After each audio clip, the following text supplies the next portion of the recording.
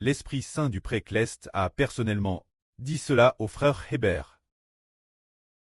L'Esprit Saint a dit « Tant qu'il y a de la foi, les montagnes se glaceront ».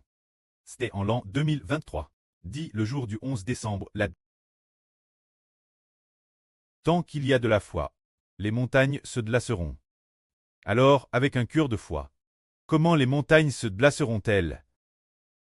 Les frères et sœurs comprennent.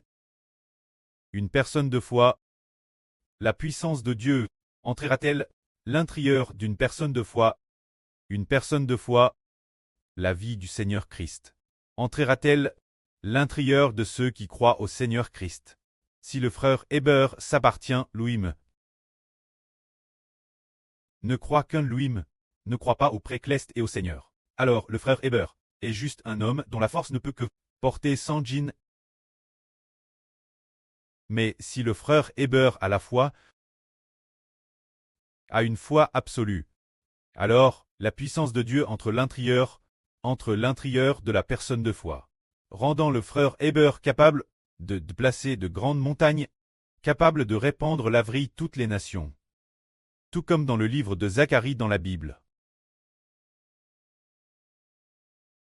Dieu a dit la prophétie. Ces paroles ont dit Zorobabel, ni par la puissance, ni par la force, mais par l'Esprit Saint. Et il a dit grande montagne, oh, que n'es-tu rien devant Zorobabel? Tu seras aplani. C'est parce que le Zorobabel ici est le frère Hébert. Frère figure le frère Hébert. On peut seulement dire que le frère Hébert compte sur l'Esprit Saint. Grande nation, toutes les nations de la terre, devant le frère Hébert, seront toutes aplanies. Pour quelle raison est-ce? C'est parce qu'il y a la foi, avoir la foi, la raison pour laquelle l'Esprit Saint entre en nous.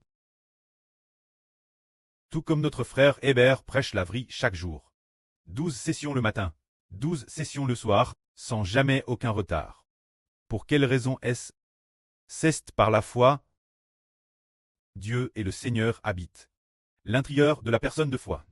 Ainsi, celui qui fait parler le frère Hébert, n'est-ce pas Louim? Mais Dieu et le Seigneur, cause de la foi du frère Hébert, ils habitent en lui pour parler.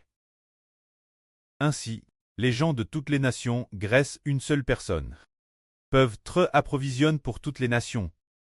La nourriture spirituelle de la vie les rassasie. C'est comme les autres. Les pasteurs du monde, pour prêcher une vie un sermon, peut-être 10 minutes de vie, ou 20 minutes de vie. Ils doivent prendre la Bible ici et elle, et prendre divers documents, et consulter divers documents, et ensuite, écrire un manuscrit pour parler. Mais le frère Hébert n'a jamais fait cela, parce que la vie mane de l'esprit.